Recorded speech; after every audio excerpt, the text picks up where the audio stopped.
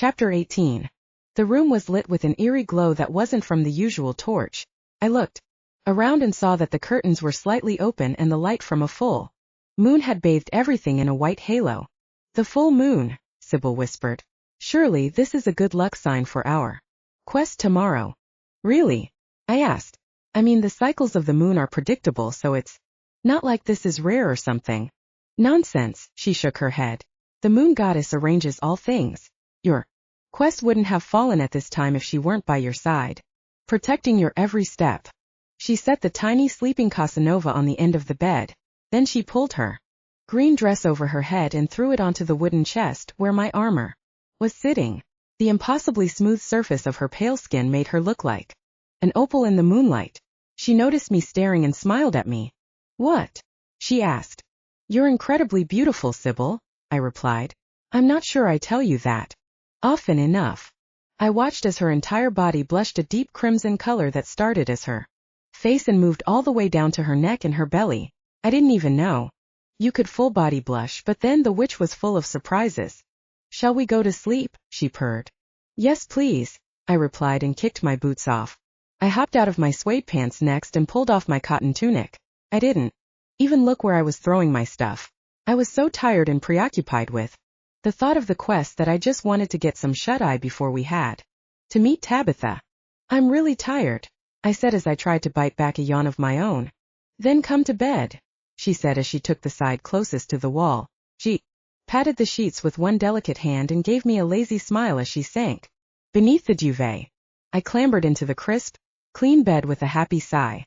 I had a burger in my belly, a beautiful woman by my side, and it felt like the moon was full that night just for me. Oh, and I'd won my first joust. It had been a damn good day, and I felt myself smile as the sheets welcomed me. Sybil rested her soft cheek against my chest and grasped me around my waist, and I felt Casanova wriggle slightly at the end of the bed. I took one last look around the room and fell into a perfectly content sleep. It felt like I'd been asleep for 5 minutes when I felt something warm and wet on my face. It took a few seconds for my brain to realize that I was being licked awake. Sybil, I mumbled. Sybil, stop that. I brushed at my face expecting to feel Sybil, but was instead greeted with an incredibly soft ball of fluff. My eyes flew open and I realized that it was obviously Casanova who was licking me awake, and not my adoring witch who wasn't even in the bed. Good morning, Hank, Sybil sang from across the room. I looked around and saw that she'd folded up all my clothes that I'd so carelessly cast aside and that she'd already packed a bag for our quest. She was looking as fresh as a daisy, and I tried not to groan at her happiness. Morning, I replied as I sat up tiredly. I looked down at Casanova, whose legs seemed ever so slightly longer than the day before. Is it me? I started. Or does he look a little bigger? She cut in. Yep, he does. Charles was telling me about how rapidly direwolf puppies grow, especially ones born in certain moon cycles. This little guy was born on the new moon, which is apparently a very powerful placement. I looked down at Casanova, who was pawing at my foot as I moved it around. Is that so? I trailed off. Sybil asked as she patted around the room. Good, I replied as I saw that my sack was now on top of the chest along with my map and dagger. And thanks for cleaning up. It's nothing, she said as she folded up a towel. I set Casanova on the floor before he could bite my foot and then climbed from the bed. I did a few quick stretches to work out the kinks and then I wrapped an arm around Sybil's waist. I pulled her in for a quick kiss and I noticed that she was wearing the silver necklace from the Cave of the Cyclops. Have you figured out what powers that necklace has? I asked as I pulled on my pants and shirt. No, she replied and shook her head. I'm not familiar with the runes. I'll have to ask some of the other witches if they recognize the symbols or even the spell. Maybe that's something we can do when we finish this quest, I suggested as I started to pull on my armor. She nodded and then looked around the room. Pants that I didn't even remember owning, and then she picked up a pouch and added it to her basket. Did you find everything you wanted to take along? I asked. Yes, she said. It's just some herbs that will help with any injuries you might receive. And Casanova can travel in my basket as well when he gets their masters. I looked down at the tiny direwolf puppy, who had successfully caught his tail, and was running in indistinct circles with his teeth attached to it. He looked like a tiny black vortex. Are you sure we should bring him along? I asked. He's very well little. He's young, yes, she said and scooped him up in her arms. But Charles specified that the more time a direwolf puppy spends with his master early on, the more attuned they'll be later on in their journey. It's essential to build. And as you can see, they aren't pups. But I started to protest. Don't worry, Sybil said quickly. Tabitha and I will make sure he stays safe. You won't need to worry about him or us. Never win the argument. So I packed my sack with my map, dagger, helmet, and slayer, and not just some poor kid who got lost in a storm. Ready? I asked. Sybil nodded, so I opened the door for her, and then led the way down the now empty and quiet hallway. We reached the portrait hall and crept quietly along its length. Light the fires or something, but the whole palace felt empty. At least there were signs of life in the banquet hall as I took in the pitchers of hot coffee that had been set out and sniffed the aroma of fresh bread that drifted in from the kitchen. But the usual huge breakfast buffet hadn't appeared yet. I hope you're not too hungry, I joked. Don't worry, Sybil said. As it turns out, I'm actually still full from yesterday. Whatever was in that burger is still with me. Preservatives, I assume? I replied and grabbed 2 mugs from one of the. I poured us both a fresh mug of moonbean brew, and then I threw mine down in a single swig without even sitting at the table. I felt the warm rush of energy pulse through my body as my skin tingled from my scalp to my toes. All good. I turned to Sybil, who was finishing her last gulp of coffee. All good, she replied as she set her mug down. Let's meet Tabitha. As we made our way across the empty banquet hall, I was acutely aware of how much noise my armor made. The clangs echoed through the big, empty room, and I was surprised that no one came out to investigate the noise. I wonder where Charles is, I said, and realized that I was kind of sad too. In stock, I assume, Sybil sighed. Livestock trade, so there are lots of travelers with their animals on the road around now. My brother is somewhere trying to push some of our pigs to market. I'm sure Charles will be there as well to make sure everyone makes it safely to the right town. The less glamorous side of being a knight, I chuckled, but just as important. We started down the steps to the courtyard, and I found myself bounding down 2 at a time again. I couldn't help myself. I was too excited to start my next quest, and the moonbean brew had given me a huge burst of energy. I only stopped when I reached the bottom, and I grinned when Sybil frowned at me for making her move so quickly. I forced myself to match her pace as we walked past the olive tree toward the drawbridge, where a lithe figure in a blue shirt, navy blue leggings, and a chainmail hood stood. It was definitely Tabitha, unless the guards had suddenly developed curves in some very feminine locations. When she turned around, I saw that her breastplate conformed to her small torso perfectly. It showed off her perfect hourglass shape, and when combined with her shock of blonde hair, she looked like a medieval Marilyn Monroe, complete with metallic knee-high boots, thanks to the armor she wore. I was impressed as hell by the look. Hey, Tabitha called out in her husky voice. Nice to see you 3 finally. I was starting to wonder if you were sleeping in or something. Nice to see you too, I laughed. And it's just barely dawn, so we're on time. Fair, Tabitha replied with a grin, and then turned to Sybil. And how are you 2 doing this morning? Oh, we're ready for anything, Sybil assured her. Well, I've mapped out a route for us, Tabitha said as she started to paw through the sack at her feet. Where was your first quest? The Forest of Thoth, I replied. We'll be heading in the opposite direction then, she said as she pulled out parchment. Seems you'll get quite the tour of Lupercalia. Have you ever been to the Obsidian Temple? Sybil asked. I haven't myself, because it had already been seized by Windroth before I was old enough to go, Tabitha sighed. But I've learned everything there is to know about it. Come, I'll tell you as we walk. We started across the drawbridge with Tabitha in the middle, me on the left, and Sybil on the right. The guards ignored us as we went by, though I could have sworn I saw one of the knights stare at the 2 women's bodies just a few seconds longer than necessary. I couldn't blame them. I've spent most of my life on the palace grounds, Tabitha began, once we were on solid land again. But we were taught to fight from the age of 5. First with branches, then with wooden swords, and then when we were teenagers we were given iron swords that were twice the weight of a regular one. Why is that? Sybil asked. To increase our stamina, Tabitha said with a smile. If you can wield such a heavy weapon, then surely you can wield silver. It's as simple as that. Oh, this way. Tabitha started to lead us along a road toward the right, though I could see stock straight ahead in the distance. Apparently we wouldn't be passing by Charles's lands, and I felt a twinge of regret. That's where I grew up, Sybil said as she pointed to stock. Oh really? Tabitha asked in her upper-class drawl. And were you taught a skill from a young age? Well, Sybil mumbled and cleared her throat. As I said yesterday, my family are pig keepers, so I am well versed in the behavior of pigs. I like to think I'm well versed in the behavior of pigs as well, Tabitha remarked, though the ones I know walk on 2 legs rather than 4. I think I've met 1 or 2 of those, I said. I think we all have, Sybil replied, and the 2 women giggled. So if you don't mind me asking, I continued, how did Hector propose to you? I won't bore you with the ridiculous details, Tabitha said and laughed. Suffice to say there were flowers. Lots of them. And they made me sneeze the entire time. By the time he'd finished outlining why I'd be an idiot not to marry him, and yes, he did literally call me an idiot, I had tears streaming down my cheeks. He actually believed that I was so emotionally overwhelmed that I'd accept. The 2 women threw their heads back in uproarious laughter, and even Casanova made a small yipping noise to join in the gossip. I do love flowers, Sybil said.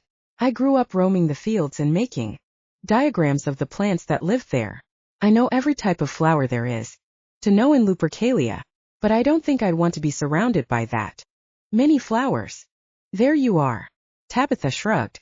I know nothing about flowers except that I'm allergic to orange ones. Suddenly Sybil's eyes widened, like she'd remembered something essential. Hank, Sybil said urgently. What? I asked as I looked around for whatever creature was about to pounce on us.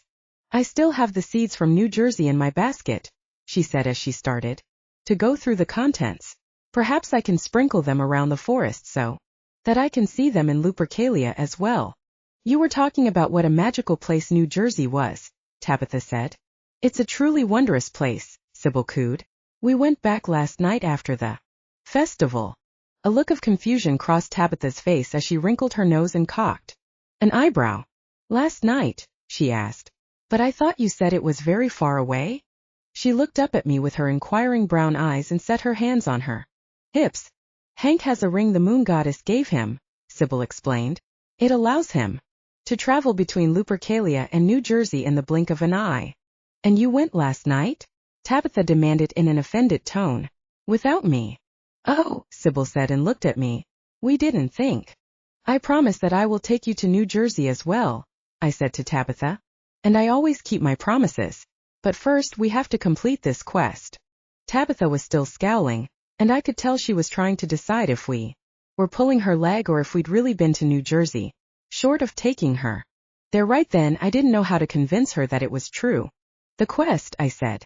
Tabitha took a deep breath, straightened her back, and forced the frown from her face.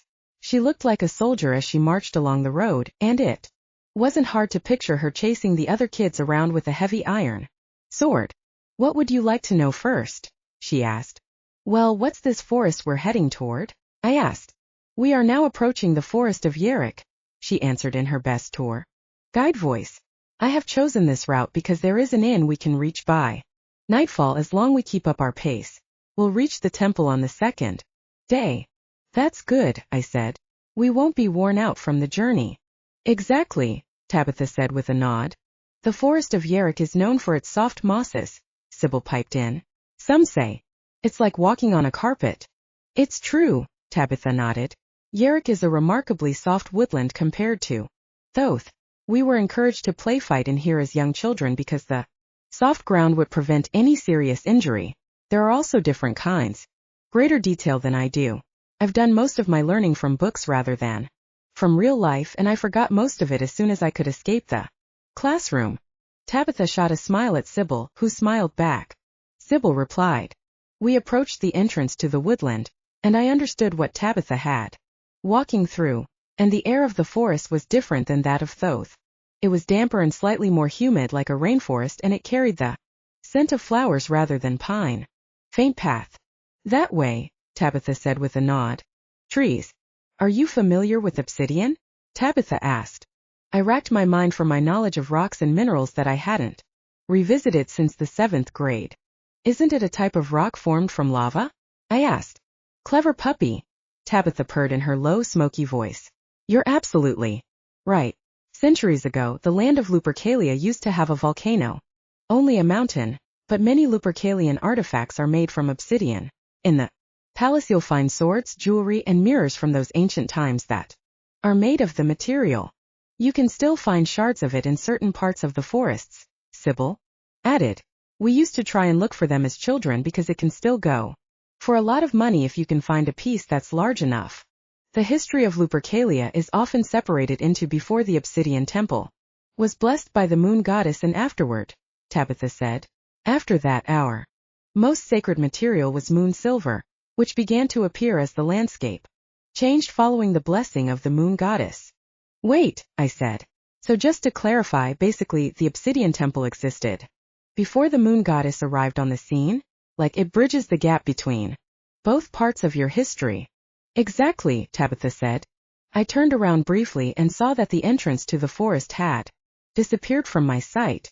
We were fully in the forest of Yerrick, and the palace was long behind us. I'd been so engrossed in our conversation that I didn't even notice how far we'd walked. So, was it always a religious site? I asked. The obsidian temple was built over hundreds of years, Tabitha replied. Every generation added to it, and the really amazing part is that there are no plans for the temple. Everyone just knew what needed to be built next. It's true, Sybil agreed. And when the temple was complete, the townspeople gathered inside it. That's when the moon goddess appeared and blessed it, and those villagers gained the ability to shift. The nobility are the descendants of those villagers that were there when the obsidian temple was blessed. Whoa! I shook my head. So this is one of the most sacred spaces in Lupercalia. The 2 girls said in unison. And the king asked me to go on this quest, I murmured when I finally understood just how important this quest was. That's what I meant yesterday when I said that he must trust you, Tabitha replied. He really believes that you were sent by the moon goddess to defeat our enemies once and for all. It makes sense, Sybil said, because you were chosen by the moon goddess. Why else would she send you here, all the way from New Jersey? That's what my father told me when he called me over last night at the banquet hall, Tabitha said. The elders and the knights of the realm have a great deal of faith in you to carry out this quest successfully, and my father is very pleased that I am joining you on such a quest. Well, I'm glad to have both of you coming with me, I said as I shrugged. Sybil, your knowledge of the landscape and company is invaluable, and Tabitha, I don't know what I'd do if I didn't have someone who was trained in the ways of a knight's quest. It's a gift from the goddess for me, the noblewoman replied. If I hadn't gone on this quest, I probably would have lurked around the palace while the other nobles talked about me behind my back. Why do they do that? Sybil asked. Because I'm not like them, I guess, Tabitha replied and wiped her blonde hair back. I won't get married to a bore. I won't spend hours just sitting still and smiling. Even my own mother questions my motives. She's great, but she's a proper noble lady who expects her daughter to be the same. Well, we're certainly happy to have you, Sybil smiled. And it's not like either of us really fit into Lupercalian nobility. I mean, I grew up a pig keeper. Yeah, I laughed. 3 misfits on a quest to one of Lupercalia's most important sites of worship. What was the vampire called again? Winderoth, Tabitha said. Want me to let you in on a little secret? Sybil's ears perked up, and Casanova stuck his fluffy black head out of the basket. It was like he could understand what we were saying. Of course, I said. Give me all the secrets of the nobility. I'm here for it. Oh, it's not that kind of a secret, Tabitha shot back slyly. It's about the in that I told you about. Casanova curled back into a ball and made himself comfy in the basket. Ooh, what is it? Sybil asked eagerly. I've never been anywhere in this forest. A look of mischief flashed through Tabitha's eyes, almost like a distinct sparkle. Her left eyebrow raised and the corner of her left lip curved upwards, and then she looked down at the ground like a naughty kid. It was one of the cutest things I'd ever seen. Well, when we were younger, me and some of my fellow noblewomen would sneak into the forest the night after and this was one of our favorite Places, the blonde whispered. There were so many people coming and going that the guards wouldn't notice if we slipped out. Or if they did, they just assumed we were part of one of the groups. Oh, Sybil giggled. What would you do? It was nice to know that even in a land as fantastical as Lupercalia, teenagers still acted like teenagers. Maybe some things were the same no matter where you went. We'd take a horse from one of the groundskeeper's barns and would ride through the forest until we reached this inn, Tabitha replied. Wait. I shook my head. That's crazy dangerous. I mean, this is a place with vampires and cyclopes roaming around. Well, young pups are stupid. Tabitha laughed. Especially ones who were raised in the confines of the palace. The dangers you hear about in the real world form the stuff of legends at that age. None of it seems very real. You know that Hank saved me from a bunch of brigands in the forest of Thoth, right? Sybil asked. Suddenly a flash of fear swept through Tabitha's eyes. She looked up at me. Really? She asked. So you're the most promising young knight we've seen in years from a magical faraway land called New Jersey, and you saved Sybil on top of it? You really do manage to accomplish a lot in a day. It's all true, Sybil insisted. That's how we met properly. And wait until you hear how the moon goddess gave him the ring. I'll guess she didn't just walk up to you and hand it to you, Tabitha said. Well, there was a bit more to it than that, I laughed. He ran into a burning building to save his neighbors, Sybil said. Tabitha looked up at me with her soft brown eyes, obviously bewitched. Her eyes widened and sparkled, and I felt like I could get lost in them. I guess I'm lucky that no packs of brigands ever tried to get us when we were stupid teenagers. The noblewoman laughed. Most of the time we would ride out to the middle of the woods, drink mead until dawn and ride back. We'd put the horse back in the groundskeeper's barn before he noticed it was gone and then convince the guards that if they said anything to our fathers we'd be sure to point out that the guards had failed at their duties. That is the most spoiled thing I've ever heard in my life. I laughed. Of course it's spoiled. Tabitha laughed heartily with her husky voice. I grew up in a palace and I didn't know any better at that age. It was what everyone did. Well, you don't seem spoiled at all now, Sybil replied. Nothing like Hector, at least. Well, Tabitha sighed. Feeling like an outcast as everyone gets older can do a number on you. All those friends I used to sneak out with are married now to the boys we grew up in the palace with. And I'm happy for them, but I know what they think about me. They think I'm a freak of some kind, and if I just settled down into my duties then everything would be easy. Nonsense, I declared in an affected dialect that sounded like Tabitha. Huh, she barked. You sound like me whenever someone suggests I just need a good husband. You can't listen to them, I said to her. You're amazing. I know that it must be hard when everyone wants you to act a certain way, but we don't care about any of that. Yeah, Sybil said softly. I never ever thought I'd be on a knight's quest. Thought I'd be boiling plants and raising pigs my whole life. Not that there's anything wrong with that, but this feels right, like this is what I should be doing. And I bet Casanova doesn't care about any of that stuff either, I laughed. Casanova popped his tiny black head out of the basket, and his pink tongue flopped out of his mouth. He gave a happy yip in agreement before he curled up again. I looked up at the sky, which had settled into a dull blue. It had been so nice to just hang out with Tabitha and Sybil that part of me had lost track of the time. Tabitha, I said. Yes, she chirped. How much longer to the inn? I asked. Well, if we continue on at this rate, I think we should reach there just after nightfall, she replied. I murmured. I think I have a better idea. Oh, Sybil cooed and looked over at me. I think I know what this means. I stopped in the middle of the path and shook my head back and forth. Imagine myself turning into the great wolf and the feeling of reorientation in my new body. I felt electric energy course through me as I fell forward, onto the ground, onto my hands, which were now paws. I realized that I liked being the great wolf whenever I was in nature. It made me feel one with the outdoors in a way I never had before. I looked up toward Sybil and Tabitha, and curved my lips up in a friendly smile. I noticed Casanova looking at me with his big eyes, and he was clearly besotted. My head was at a perfect level to make eye contact with him as he peered over the edge of the basket, and he made a low growling noise as we stared at each other. but I got a sense that it wasn't a warning, and in the back of my mind I heard the words, "You look like me." I was shocked. It wasn't like talking, but something more instinctive, like I understood the nature of his little whine. "Yes, I'm your master." I tried to communicate with a low noise of my own.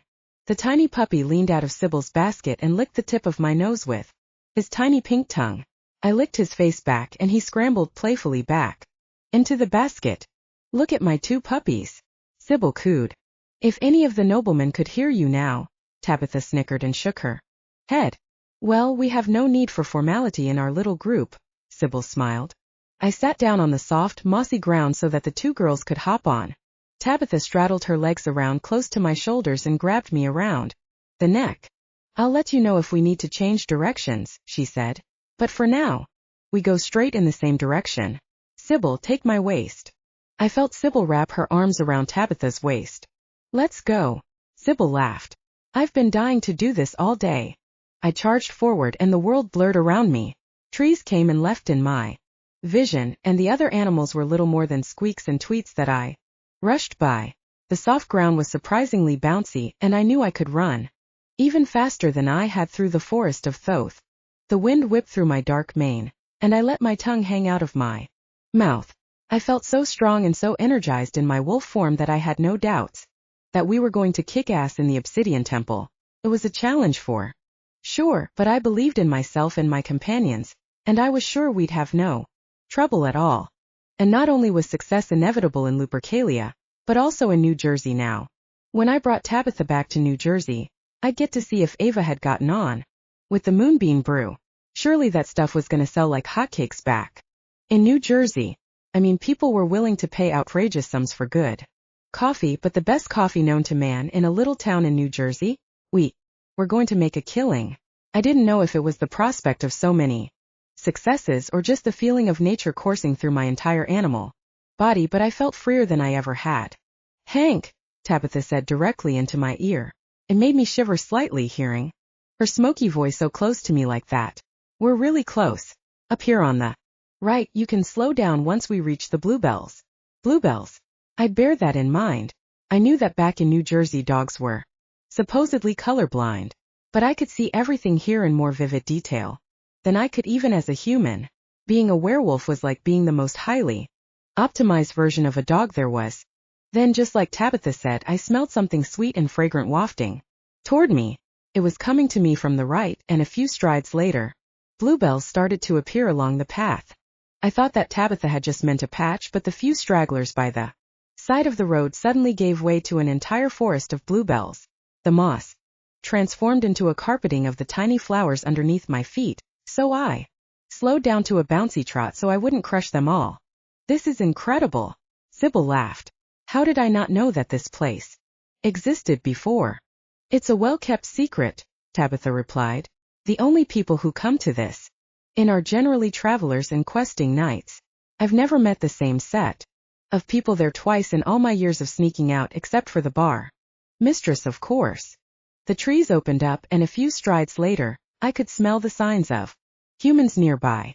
2 large oak trees loomed over a patch of cleared land, and just beyond that I spotted one of the most charismatic buildings I've ever seen in my life. It reminded me of the Tudor buildings I'd seen pictures of when we were learning about them in school. Unlike the small thatched cottages in the town of Stock, this place was about 3 stories tall. The wood was entirely whitewashed, but it had black wooden beams. The top of the building reached as high as the tops of the trees, and sloped slightly to the right. On the side of the buildings, there were large S-shapes in metal. I wondered what they were for, but couldn't ask in this form. I decided to slow down and stop. I wanted to talk again before we were around people, and we had reached the inn way before we thought we were going to. So I sat in a patch of poppies and waited for the others to slide off. "Thank you ever so much, Hank," Tabitha said. I waited until all the weight had been lifted off of my back before closing my eyes and shaking my head. I reared up onto my back legs and imagined myself as human Hank in my glittering silver armor, surrounded by 2 ridiculously beautiful women, the most adorable puppy ever, and a field of poppies. When I opened my eyes, I was back to human Hank. My sense of smell wasn't as acute as before, but the sweet scent of bluebells still wafted from the ground up to my nose. It was heavenly.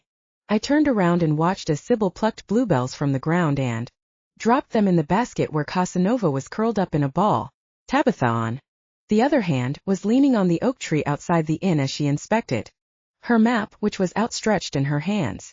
All good? I asked. All better than good. She cocked her head and raised an eyebrow at me. Thanks to your sprint back there, we're ahead of schedule. Good, Sybil said as she stood up. We'll have plenty of time to do whatever tonight. The two women exchanged a glance, and I had a feeling that they had already made plans for the evening without me hearing. Well, what does that mean? I asked. I think it's about time we had some good old-fashioned fun, Lupercalian nobility style, Tabitha replied with a grin. I smirked and looked between the both of them. I like the sound of that, I said. Chapter 19. The door to the inn was painted black, but there was a small rosette window on the top of the door that looked similar to the one in the castle. On the center of the door, there was a brass knocker in the shape of a crescent moon. Tabitha pulled the brass knocker back and rapped 3 times on the door. The noise bounced around the forest, but no one opened the door. Don't worry, Tabitha said. The innkeeper is old, and it's a tall building. She'll probably take some time to climb down the stairs. Meanwhile, Sybil put her hand affectionately at the bottom of my back, smiled back at her and then looked down inside her basket for Casanova, but I couldn't find him anywhere. Where'd the puppy go? I asked. He needed to run around, she replied and pointed toward the field of wildflowers. I looked over, and Casanova was practically swimming in the poppies. He pounced and dove through the patches of flowers, a tiny black cloud among swathes of deep red flowers with black centers. It was the cutest thing I'd ever seen. My basket got kind of full, so I decided to let him roam around, Sybil said. Doesn't hurt to stretch his legs a little after such a long while in the basket. Yeah, I smiled. You're probably right about that. So, are there any special properties of poppies? Yes, do tell us, Tabitha added in her smoky voice. Well, Sybil said, I actually use them to bind the pages of my plant diagrams. They produce a special glue that doesn't damage the paper. Clever bunny, Tabitha nodded. They also have some more magical properties, if that's what you'd like to. No, Sybil trailed off. Of course I would, Tabitha smiled mischievously, since it doesn't appear that we're going to be let inside any time soon. With that, Sybil rapped on the door another 3 times and then sighed, and Casanova wandered over to join our group. We all stared at the blackwood like we could make it open with our willpower, but the door remained stubbornly closed. Well, Sybil sighed. In certain forms poppies can have very potent effects. Yeah, I said. Back in New Jersey they make opiates from poppies. They make what? Tabitha asked. But before I could answer, we heard the sound of a lock being turned, and then the door swung open to reveal an overweight woman with graying ginger hair and freckled tan skin. She had kind, twinkly blue eyes that were surrounded by smile marks, and wore a deep red dress that was covered in a white apron. Held up one of her large hands and gestured inside as she tried to catch her breath. Mice, they've been giving us trouble all week, what with breaking into the... When she finally stopped huffing, she seemed to register that a night and a... She immediately straightened up and curtsied as far as her short legs could take her. Since I've seen you around these parts. No need to bow, Sally Ann, Tabitha replied with a smile. It's our pleasure. The pleasure is all mine, the innkeeper insisted. My name's Henry, I held out my hand for her to shake, but call me Hank. Hers was plump but rough like it had seen a lot of hard work in its time. I've never met a knight called Hank before. He was chosen by the moon goddess herself to traverse worlds and become a knight of the realm. Ooh, Sally Ann said and blushed. Well, isn't that exciting? What I wouldn't give to see the moon goddess in person. Yep, I responded. It was quite something.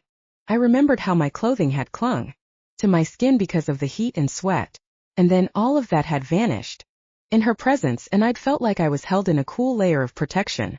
She'd handed me the ring, and while I sometimes wondered whether she would have given the ring to the first guy that jumped in. And who is this? Sally Ann turned to Sybil. Gesture, but with nowhere near as much reverence as when she'd greeted Tabitha. I guess it was because Sybil was a peasant. Pleasure to meet you, Sybil, Sally Ann said. And you're of stock, are you? Good village, that. That's very noble, Sally-Ann responded, looked up to the sky and tut-tutted to herself. Looks like it's starting to get dark. It's best if you all come. There've been talks of thieves around here recently. Tabitha walked in first, and I gestured for Sybil and Casanova to go second. Sally-Ann suddenly gasped. May I hold him? Next to Sally-Ann's large bosom, the pup looked even smaller, and she held him up to her face and rubbed him against her cheek. He's softer than a little bunny. While the innkeeper fussed over the pup, I looked around at the inn. It was all dark wood and thick rafters like something from a medieval movie. On long tables provided most of the light, and dried herbs hung from the rafters. A basic iron candelabra hung from the middle rafter to provide some additional light, but the corners were still dark and vaguely ominous. I could just make out a staircase hidden in the back as well as a rough painting of what I thought was the moon goddess. Reminded me of the smell of an old church. The floor was dark wood that creaked with every step, though someone had tried to dress the place up by somewhere under the floorboards, and I just hoped none of the furry guests. Best of all was the massive fireplace, complete with a crackling fire, a long collection of copper mugs, and a pile of unlit candlesticks. A stack of wooden barrels sat nearby, and I grinned at the image of a drunken Tabitha holding court among various types of mead. Door behind us. Well, Tabitha's certainly seen enough of it, Sally-Ann chuckled. Oh, stop it, Tabitha said in her droll, smoky voice. Everyone's got to have a bit of fun when they're young. Sighed as she picked up a broom and moved toward the bar. You'll have your choice of rooms. We'll take the attic rooms, Tabitha said quickly. The big one, and I'll take the little room that looks over the flower fields. That will leave you plenty of rooms for other guests.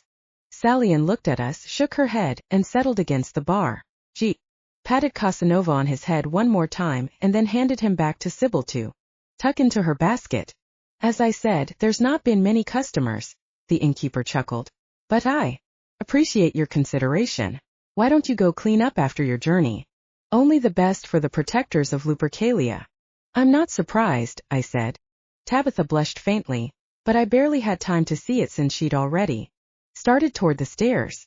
I nodded to the innkeeper and started after my squire. Come on, Casanova, Sybil said as she started up the steps behind me. The stairway was dimly lit, and my only guide was the light of a few candles, and Tabitha's shamelessly heavy footfalls. Wait up, I called to my squire. Luckily, this stairwell was nowhere near as small or cramped as the ones that were in the palace. I stopped at a landing, caught my breath, and waited for Sybil to catch up. As she came up the steps, I saw that her brow was furrowed. Hey, I said. Are you okay? You look upset. It's nothing really, she sighed. But sometimes it's just a bit disheartening to see all the special treatment the nobles get. They get to do all this fun stuff like jousting and having luxurious banquets every night. And everyone treats them like they're better than the rest of us. But aren't the peasants hardworking as well? Aren't we the ones that keep the entire kingdom afloat? Hey, I said. I know it doesn't seem fair, but as long as I'm around, I'll make sure you see the best of everything. Both in Lupercalia and in New Jersey. I know exactly how hard you work, and it doesn't matter to me whether you were born with blue blood, green blood, or yellow blood for all I care. How does that sound to you? She smiled, and in the dim stairwell her green eyes twinkled in the light of the candle. Oh, Hank, she said. I've really never met anyone like you. She leaned in and gave me a soft kiss with her plump rose-petal lips and snaked her dainty hand to the nape of my neck. I would have taken her right in that stairwell if I could have, but I felt Casanova scurrying around my feet, and Tabitha's voice came booming from the top floor.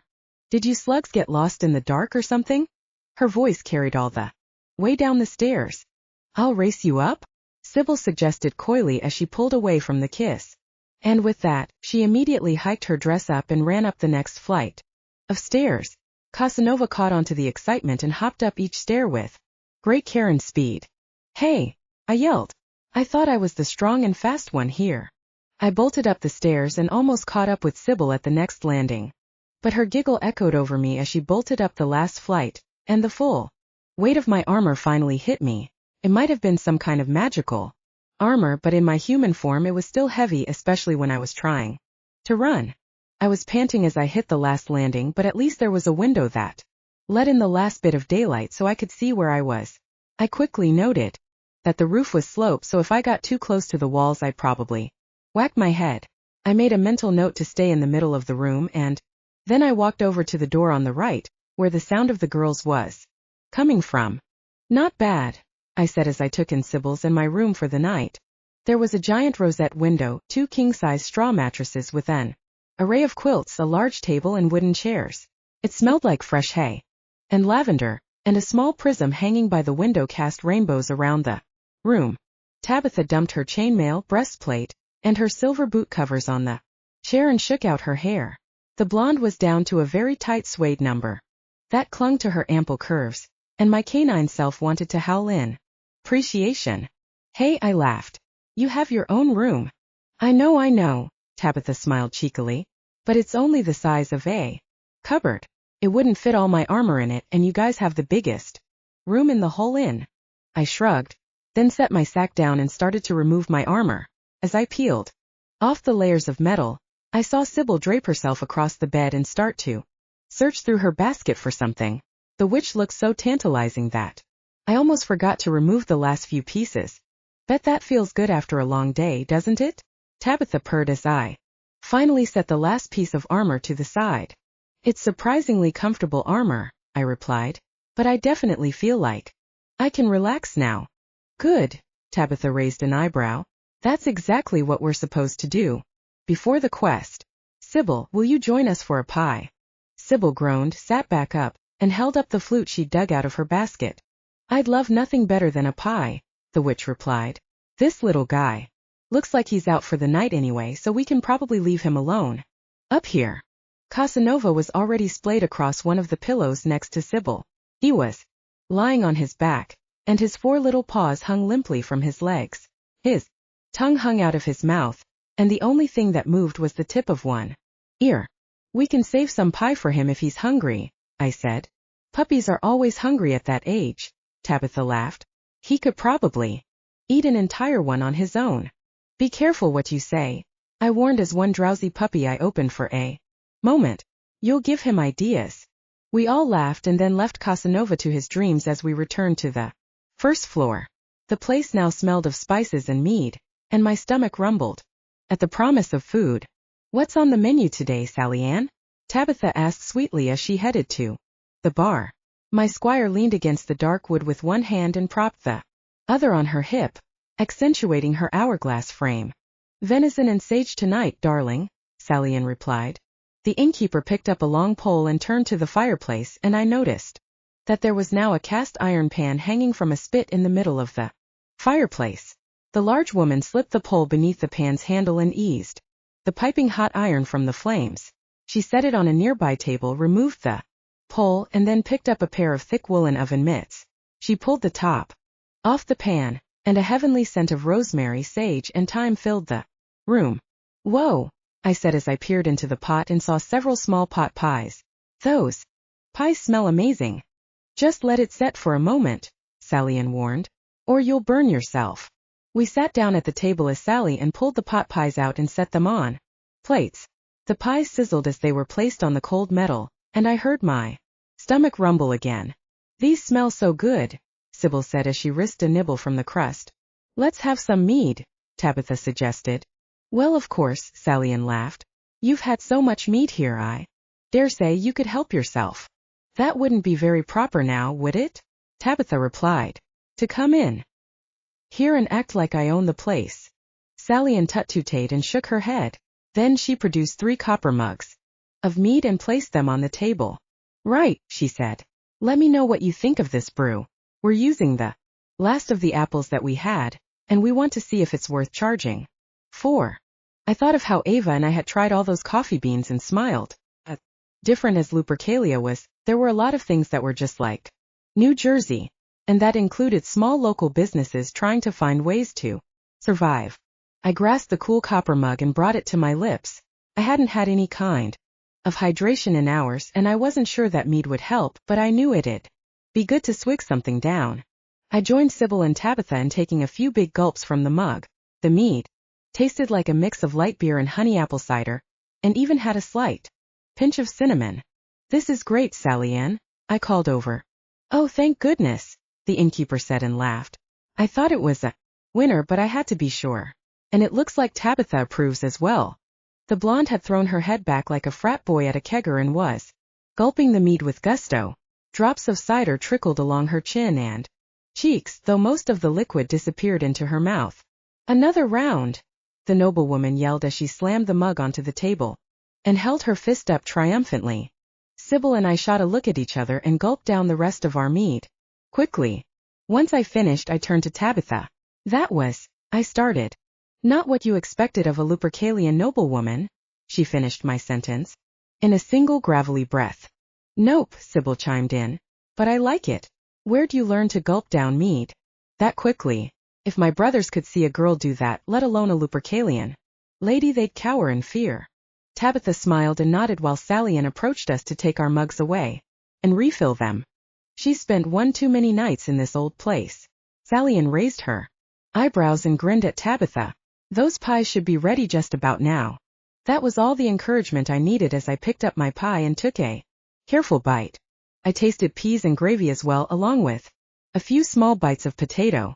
It was like nothing I'd had before, and yet it tasted like home. Sallien is a genius at meat pies, Tabitha said between bites. Now don't talk with a full mouth, Sallien chided as she waddled back over and placed 3 full mugs on the table. I shouldn't be having to remind you how to act like a lady. Tabitha rolled her eyes and took a few dainty bites out of her pie for show. Sallien only sked and walked away, and Tabitha turned to me with a grin. The noblewoman took another large bite from her pie, and then glanced at Sybil, who had nearly finished her own pie by then. Sybil, however, did not find the comment funny at all. She looked shocked. Her face became resolute as she looked down at the table, furrowed her brow, and pursed her lips. I don't appreciate being compared to a pig, thank you very much, she said as she wiped a crumb from her chin. Oh, come now. However, she still wouldn't make eye contact with Tabitha. Ladies, I cut in as I tried to bring the two together. There's no real. Another impressive swig of mead. I envy your very quick metabolism. Thank you, Sybil said in a quiet voice and sipped at her mead. When you grow up on a farm rather than in a banquet hall, your body learns how to burn fat quickly. And in that other until they were laughing and then finally cackling while they pointed at each other. Tabitha slapped the table and shook her head as she tried to catch her breath. Sybil wiped a few tears from her eyes and smiled at the other woman. A toast, Tabitha yelled and held up her mug of mead. A toast, Sybil and I replied as we held up our mugs as well. To friends from all ends, Tabitha said. All ends of Lupercalia and all ends of the universe. To friends, Sybil and I replied. We all laughed and clinked our mugs in the center of the table. As the noblewoman started to gulp down her mead, I decided it was time to show her what us Jersey boys could do. So I threw back my mead in one gulp. I was impressed but also kind of scared by how nicely it went down.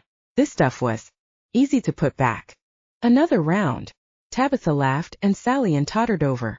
I can't be hung over for our quest tomorrow, I muttered as the innkeeper scooped up our mugs again. Nonsense, Tabitha said. Do you really think with the rapid healing of a werewolf you're going to get a hangover? Suddenly I sat up straighter. Had she really said what I thought she said? This was totally sick. Not only could I rapidly heal as a werewolf, but I was totally impervious to being hungover. At that moment I knew that I couldn't have asked for a better fate. Well, you were all hungry, the innkeeper noted as she returned with our mugs.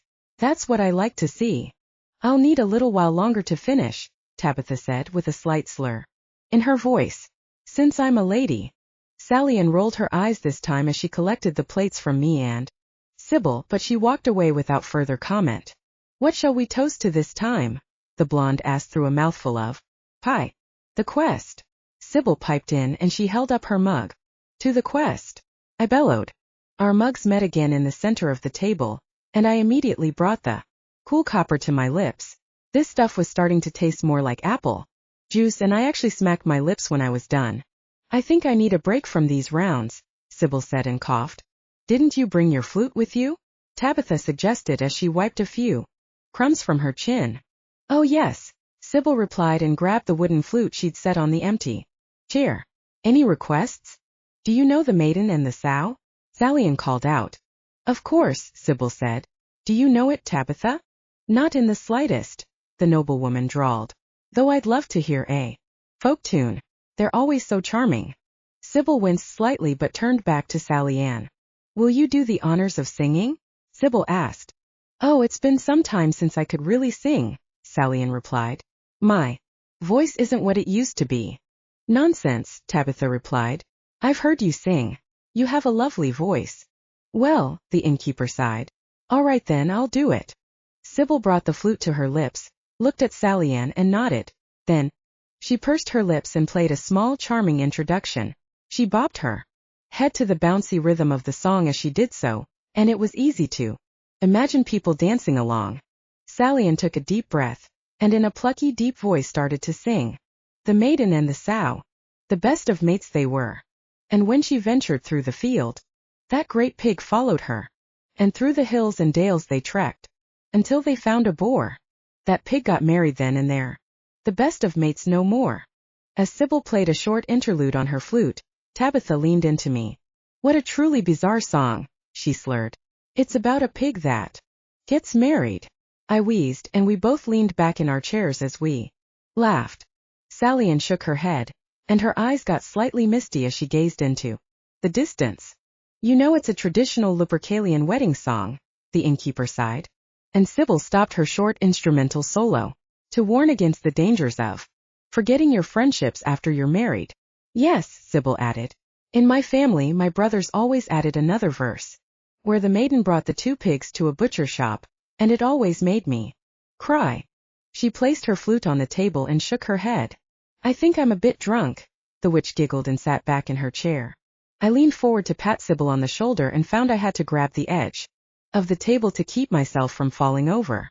I felt something prick my finger, and when I pulled my hand from beneath the table, I saw a small drop of blood working its way toward my palm. Crap, I muttered. There must be a nail or something. Oh gosh. Sally Ann peered over.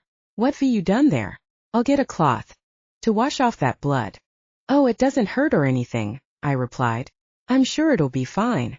I can't have my guests bleeding all over everything, Sally Ann protested. We can take care of it, Tabitha purred as she grabbed my hand with hers. The blonde looked up at me with her soft brown eyes, and for a moment I felt like she was trying to hypnotize me. She was searching my face for something, and I felt a jolt of warmth down my back as our eyes met. She was the kind of soft and cute that made me almost want to bite her. You know, she whispered, I hardly ever see red blood, and it's usually just from whatever meat we're eating. Although there was that poor scullery maid who fell down the stairs when I was a child. That was a lot of blood. Did she survive? I asked. No, Tabitha sighed as she watched the blood on the tip of my finger. She hit her head and never woke up. That's so sad, Sybil whispered. It's a lot brighter than I remember, Tabitha mused. It's not like the red on the tapestries or the red wax they seal letters with. It's darker but more alive. She held my hand closer to her face. Then she flashed a look up at me from under her soft black eyelashes, and back down at my wrist where the initial blood drop had finally made its way. She brought my wrist to her mouth and in one quick motion licked the blood from my wrist all the way up to my wound. Once she'd licked the blood off my hand, she put my hand back and bit her plump bottom lip. She looked directly at me, and that now familiar smile materialized across her face. I've never tasted human blood either, she said. Probably a bit taboo, since it's our job to fight the vampires. I exhaled deeply, and found myself completely unable to say anything at all. So, Tabitha said and cleared her throat, does everyone in New Jersey have red blood? Yes, I replied. Yes, in fact it's the only color of blood there is back home. For some reason I immediately thought of all my University of Michigan pals, who wore I bleed blue shirts on their last day of high school, but I quickly tried to shoo the memory out of my head. What was happening in front of me was way more compelling. Oh, New Jersey is wonderful, Sybil's muffled voice trailed off. At some point, the witch had slumped forward so her head was resting on the table. I could only see part of her face, but her eyes were closed and I wasn't sure how aware she really was of her surroundings. Hey Sybil, I called out. Would you like to go see Ava again? What? Sybil asked as she immediately woke up. Yes, 1,000 times. Yes. Ava, Tabitha asked. Is this someone in New Jersey? Are you two going back? There. I looked over at Sally Ann, who was busy polishing mugs behind the bar. Let's go upstairs, I whispered to the girls. But my pie, Tabitha protested. I didn't finish it. We'll give it to Casanova, I assured her. If you're still hungry we can get you something in New Jersey. I managed to stand up and the two girls did so as well a moment later though. They were both unsteady on their feet. Off so soon? Sally Ann's voice called over from behind the bar. Yep, I called back. I'm beat. Well, sleep well and I wish you happy dreams, she called back. Tabitha held onto her plate like it was the crown jewels and Sybil nearly dropped her flute 5 times, but somehow we made it up the steps all the way to the top without losing a crumb, an instrument or a person. I opened the door and let the ladies enter the room first, and then I shut the door behind me. The place looked untouched, and Casanova was still fast asleep on the pillow. So what do we do now? Tabitha asked as she set the plate on the floor. Link arms, Sybil giggled. Sybil wrapped her arms around my right arm, and after a brief hesitation, Tabitha took my left. I looked over at Casanova, who hadn't even stirred when we walked back in. Maybe next time, little buddy. Ready? I asked. Ready for what? Tabitha replied, and her voice shook slightly. It's going to feel weird, Sybil replied. But it doesn't last long and there's a magic water fountain on the other end that will make you feel a lot better. Tabitha nodded, and I felt her grip tighten on my arm. I glanced at Sybil, who smiled, and then I turned the ring on my pinky finger. Lupercalia was swept out from under us like a rug, and we all plummeted into an indistinct darkness. The silent black space bellowed around us and I felt like I was being pushed by a powerful wind that went right through me. And then something soft materialized under me, so I opened my eyes. We were back in Jersey, and we had all landed on my bed. I don't know what made us land there versus the floor this time, but I was happy that we had a crash pad because too much mead did not mix well with interdimensional travel. My stomach felt like it was still sliding around and I heard Tabitha groan as she placed a hand over her face. I felt motion to my right and looked over at Sybil, who sat up immediately and started bouncing up and down on the bed. We're here, the witch declared gleefully. I managed to sit up slowly and I looked over at Tabitha. My squire was staring at some indistinct spot in the distance, but I was glad to see that she had at least opened her eyes. Hank, Tabitha mumbled. What in the moon goddess name are those? I looked over to the wall and realized that she was staring at my computer monitors. That's a computer, I said. It can do almost anything from typing words to playing games to talking to people from different parts of the world all at once. Her gaze traveled from the computer to where Sybil and I were sitting. This is a very odd room, she said. Want me to get you a glass of water? Sybil giggled and stood up. She brushed herself off and held out her hand to Tabitha, who was still splayed on the bed. Tabitha stared deeply and intently at Sybil's hand before taking it. Then she looked back at me with a look of suspicion as her eyes squinted, and her brow furrowed. Hank, my squire said again. Yes, I asked sweetly as I stood up. I think I'm going to be sick, the blonde mumbled. Let me get that water, Sybil replied as she dropped Tabitha's hand and darted from the room. I didn't think Tabitha would be able to keep it in though, so I scooped her up in my arms and headed for the bathroom. I saw her hand cover her mouth and felt her heave, but I made it to the toilet before she lost all control. Placed her in a sitting position in front of the toilet bowl, and then held her hair as she puked into the john. Is she okay?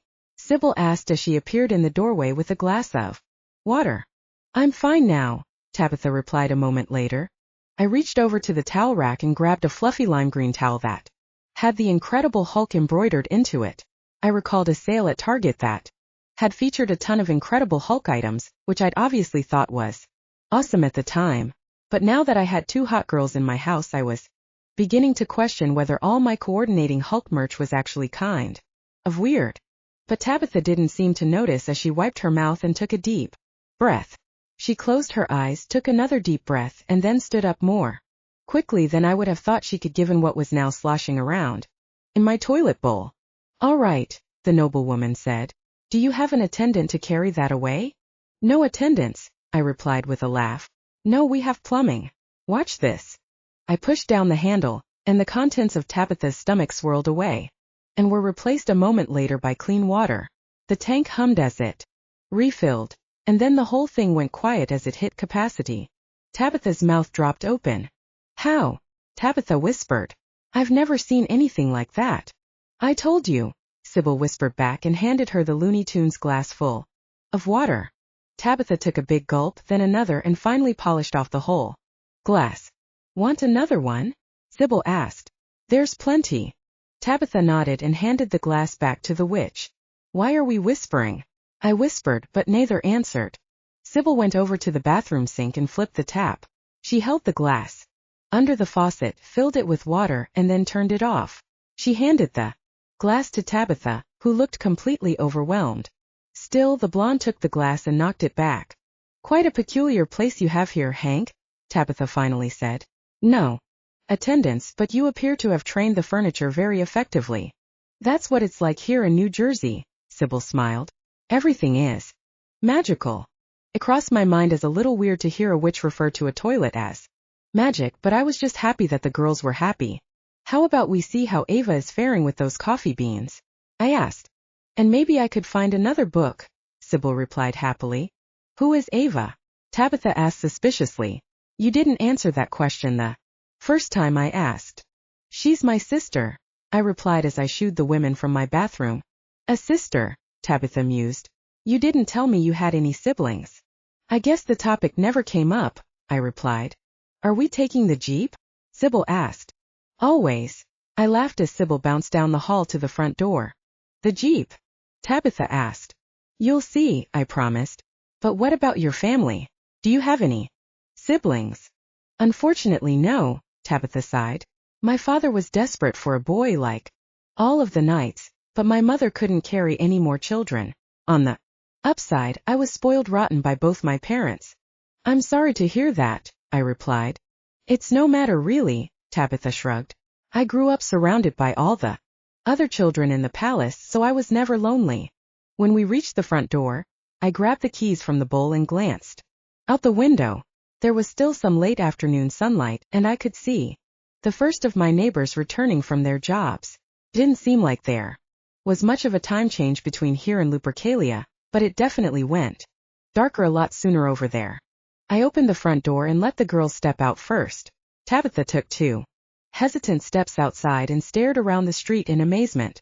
Suddenly, occurred to me that she looked like a superhero in her suede number, which would probably garner a few comments from some of the cattier neighbors, and then Sybil joined her as a breeze ruffled her green dress.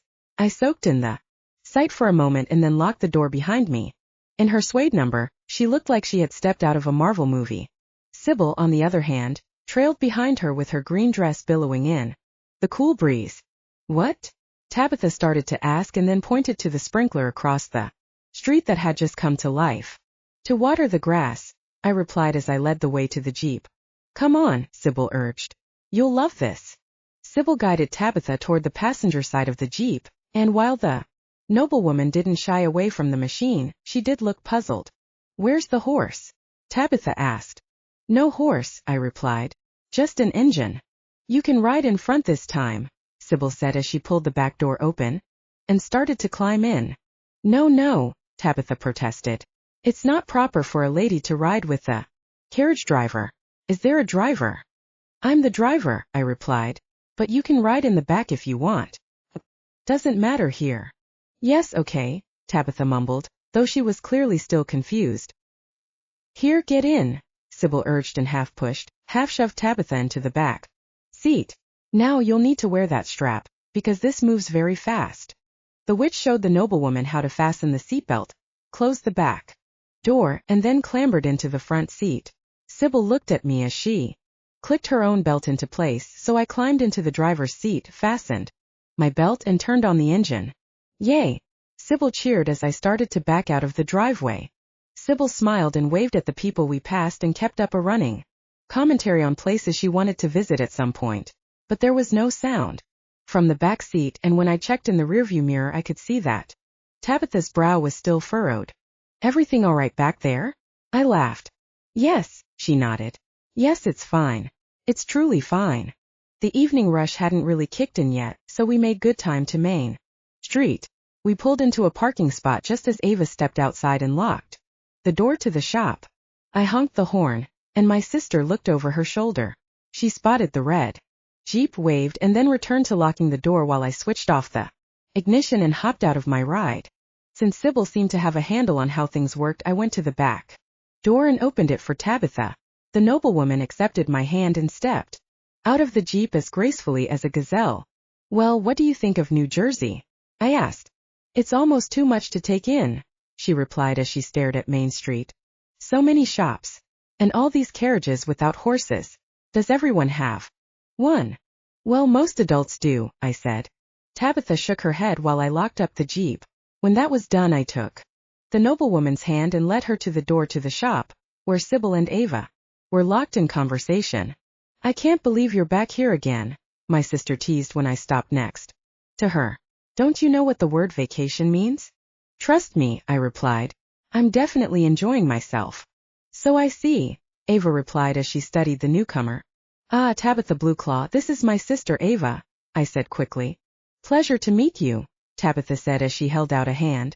Ava's eyebrows went up as she took in the upper-class accent, and my sister shot me an amused look before she took Tabitha's hand and shook it firmly.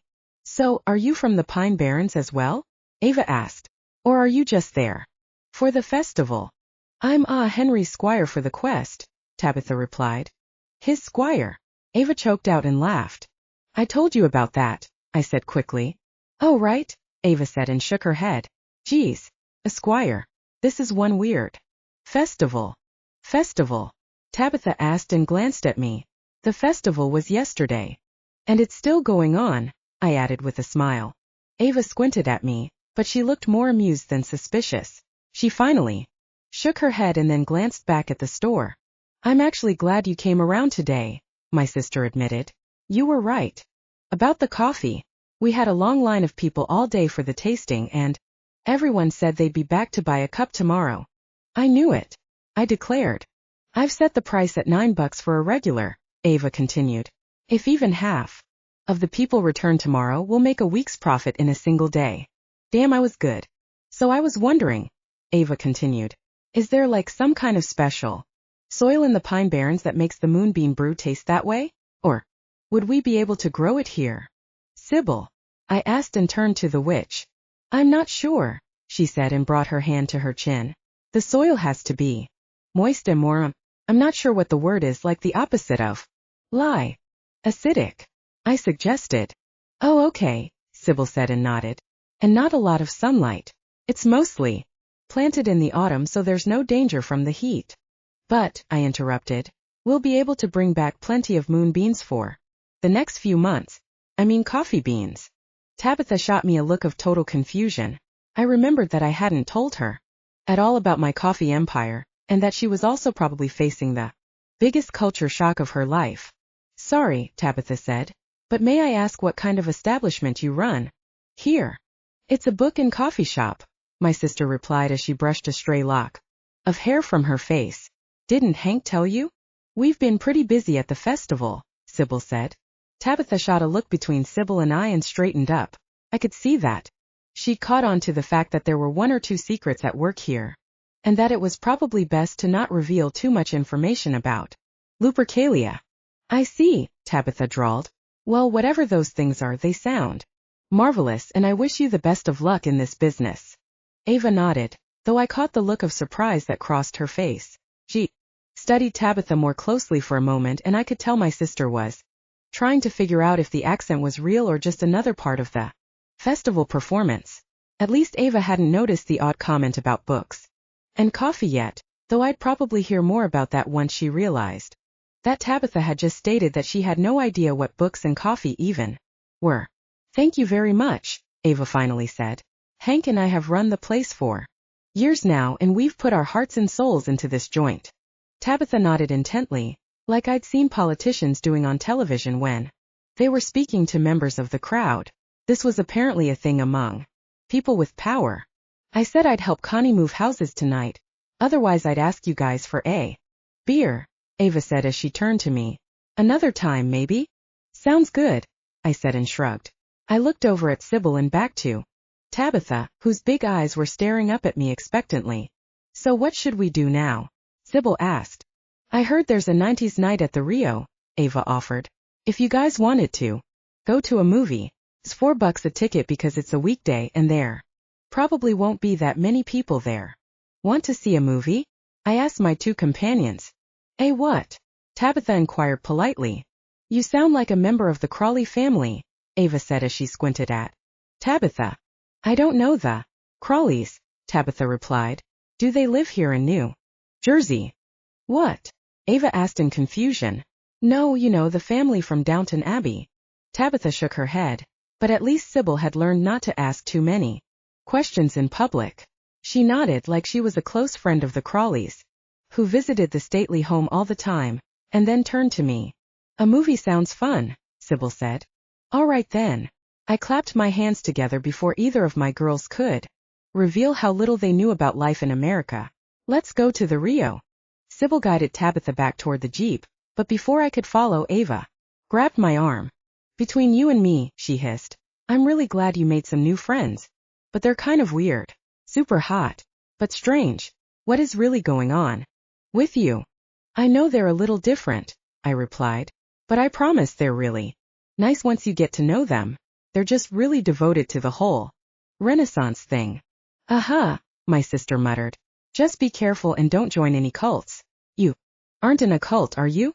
I heard they lure people in with hot people of the opposite sex. No cults, I laughed. Got it. Ava gave me a stern look, but finally sighed and shook her head when it was clear I wasn't going to offer anything more. Fine, she said. But I'm holding you to those beans. Go enjoy the movie. I gave her a brotherly peck on the cheek and waved as I made my way over to the Jeep. I unlocked the doors, helped Tabitha into the back again, and then climbed into the driver's seat. The engine growled as soon as I turned the key and I eased into traffic while my sister waved goodbye. This place is very strange, Tabitha declared as she leaned forward. The clothes are very odd and I've never seen buildings like these. Look, the whole front of that one is glass. How is that possible? Why doesn't the building just fall down? But you like it? Sybil asked. Of course I do. Tabitha laughed. It's like being in a completely new world. Well, it is a whole different world, but, well, I don't know. I guess I didn't expect it to be so different from Lupercalia. I love it here, Sybil declared. But Hank, what is a movie? It's like a play, I said. But it's recorded so people all over the world can see it. A play? Sybil asked in a puzzled voice. Yeah, I replied. You know, like with actors and a script. Like a pantomime. Tabitha laughed. With costumes and tricks and jokes and slapstick. Yes, I said. Well, maybe not all of those things at once, but certainly a lot of them. Oh, Sybil said. The village of Stock puts on a pantomime every year in celebration of the coming of spring. We have one in the palace as well, Tabitha replied. I took a left and saw the sign for the theater straight ahead. It was a local operation left over from the 60s, before stadium seating in 20 theaters became a thing. It still used one of the letterboard style of signs to announce the movies, and the bright orange Rio sign hadn't faded since the day the place first opened. As Ava had mentioned, it was indeed 90s night at the Rio, and I saw that the current offering was 10 Things I Hate About You. I couldn't remember a whole lot about the movie, but I had a feeling the girls would enjoy it. Especially Tabitha. Hey Tabitha, I said. I think you're gonna love tonight's movie. Features some strong women. Really? She asked. Usually the only women in the pantomimes are there to be rescued. Remind me to tell you about Lady Macbeth sometime, I laughed. In the meantime, you can watch Cat. I pulled into the small parking lot along the side of the building, found a spot near the front, and pulled in before the minivan behind me could try to sneak in. Sybil and I climbed out of the front seat at the same time, and we started to walk away before we realized that Tabitha was still inside. What a princess, Sybil muttered and rolled her eyes. I opened the back door and Tabitha hopped out. I was waiting, the noblewoman whined. You can open a door yourself, you know. Sybil raised her eyebrow at her. It's what everyone here does. I can show you how sometime if you'd like to learn. Don't be ridiculous, Tabitha replied as she waved her hand in the air. I was about to point out that if the noblewoman really wanted to be Independent, she might have to open a few doors on her own, but I didn't want to ruin the night before we'd even made it inside the theater. So I nodded and shot Sybil a warning look, who rolled her eyes again but refrained from further commentary. We managed to beat the woman and 4 kids from the minivan to the box office, and I kept my fingers crossed that they were there for the latest Pixar movie. Instead, 2 of the kids were already in a shouting match and the mom looked like she had no plan to intervene. "I'll have 3 tickets for 10 things," I said. $12, the high schooler replied as he tapped at his computer screen. I shoved the 20 through the slot in the window, and the kid slid the bill out of sight. The printer spat out 3 tickets a moment later, and the kid slipped them through the slot along with my change just as he yawned. "You know," I said, "if you're feeling tired, the bookshop in town is selling a new kind of coffee. It'll make you feel good and you won't get that crash like you do with the usual stuff." "Oh yeah," the kid said and nodded. "I heard a couple of other people talking about it. I might have to stop by tomorrow on my way into work." "Trust me, you'll love it," I assured him. I left the counter and ushered my companions into the cinema. The inside was cool from the air conditioner and smelled of popcorn and soda. "Oh," Sybil said. "What's that smell?" "It's popcorn," I said. "It's sort of a classic movie treat. Want some?" "Do you really have to ask?" Sybil laughed as she headed straight to the snack counter. "It smells like burnt wheat in here," Tabitha murmured. "But the detail on those portraits is amazing. They look so realistic." I looked over and realized that she was talking about the film posters. She spied one of the Avengers and came to a dead stop. "Oh, that's not a painting," I laughed. "It's a photograph. They take it with something called a camera, and it records exactly how those people looked at that moment in time. Then they put it on a computer like the one you saw in my room and make it look even cooler." "It must be magic," Tabitha muttered. She seemed safe enough as she studied the images, so I made my way over to the snack counter where Sybil was quizzing the bored-looking teen behind the counter about the candy options on display. "Let's start with the popcorn," I suggested. "Oh, okay," Sybil replied with only a hint of disappointment. "1 extra-large popcorn," I said to the cashier. $4, the girl replied as she pressed a couple of buttons on the register. I handed her the 5, waved away the dollar in change, and then watched as the teen grabbed one of the buckets from the stack and started to fill it with popcorn. The popcorn smelled fresh, and I grinned at Sybil when she started to bounce up and down. When the tub was overflowing, the cashier passed it to me and then turned to the couple waiting in line behind us.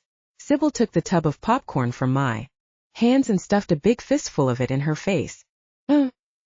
She groaned, and her eyes rolled back into her head. She chewed furiously and finally swallowed the entire mouthful. "It's perfect." I started to lead her toward the theater and waved Tabitha over. My squire finally joined us, though she stared suspiciously at the tub of popcorn. "Is that what we're eating?" the noblewoman asked. "I am," Sybil replied and shoved another handful of popcorn into her mouth. There was hardly anyone else in the theater, so I led the girls toward a row of seats about halfway up and pointed to the middle seats. Sybil went in first and claimed a seat. I sat next to her, and Tabitha sat gingerly next to me. "Hey," I said, as Sybil stuffed another ball of popcorn into her mouth. "Don't hog all the popcorn." The witch stopped chewing and scowled at me as her green eyes glowed with rage. I was shocked by the sudden anger, and I couldn't understand what had happened. "You've done it now," Tabitha mumbled. "Oh shit," I muttered as I realized what I'd said. "I'm so sorry, Sybil. It's just a common expression around here.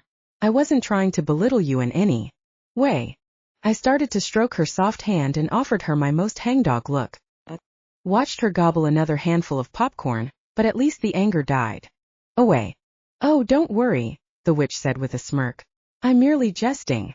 The lights dimmed, and both girls gasped as the trailers began. Their mouths hung open as the latest action hero dropped from a helicopter, and I heard gasps when something with glowing eyes lunged at the screen in a scene from an upcoming horror movie. But at least the last trailer was for a rom-com, and I heard Sybil resume her munching while Tabitha seemed to finally relax in her seat.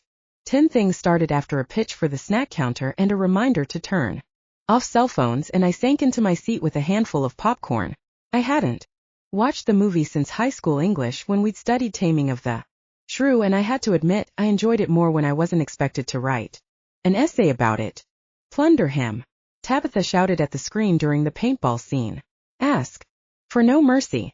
Divert the attention of your opponent.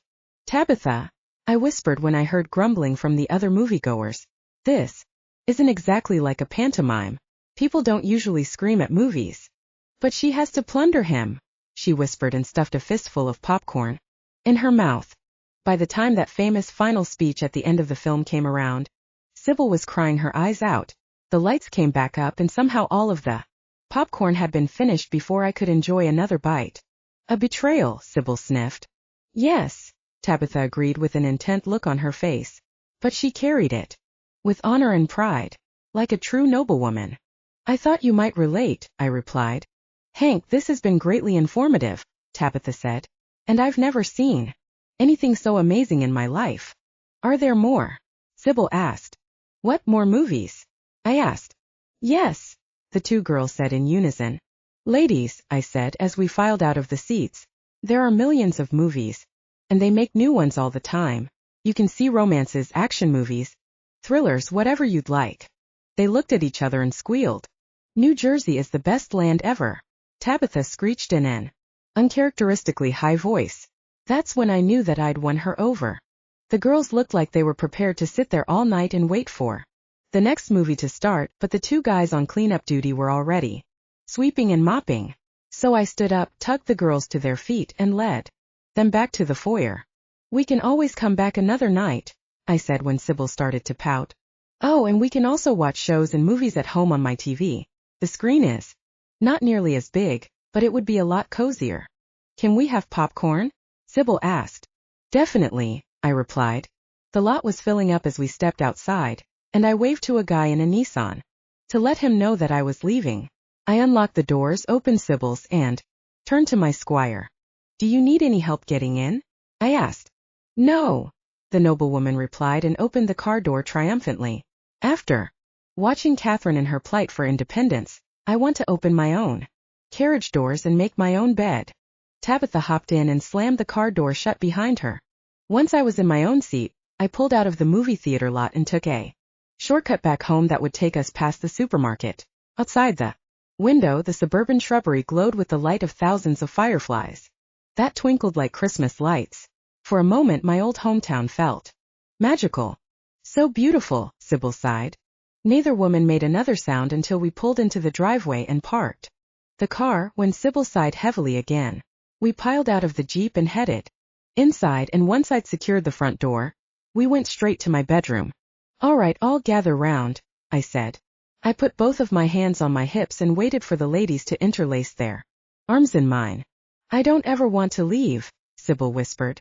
I would love to stay too, Tabitha agreed.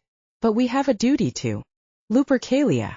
You know, Tabitha, I said, you may be an outcast in the royal court, but you're just as honorable as the knights. You love Lupercalia, and you obviously believe that the duties you have been given are important not just for your own success, but for that of the kingdom as well. She blushed and looked down at the floor with a type of shyness that I had never ever seen from her. Thank you, Hank, she said. That means a lot to me. Sybil squeezed my arm and I knew it was time to go. I looked down at the ring on my left pinky and twisted it with my right hand. A dark curtain was pulled over my bedroom in New Jersey, and we were thrust into darkness. We flew through a freezing night and felt the energy of motion, without any particular direction. And then I smelled cinnamon and hardwood. I opened my eyes and found myself on the attic floor of the inn back in Lupercalia.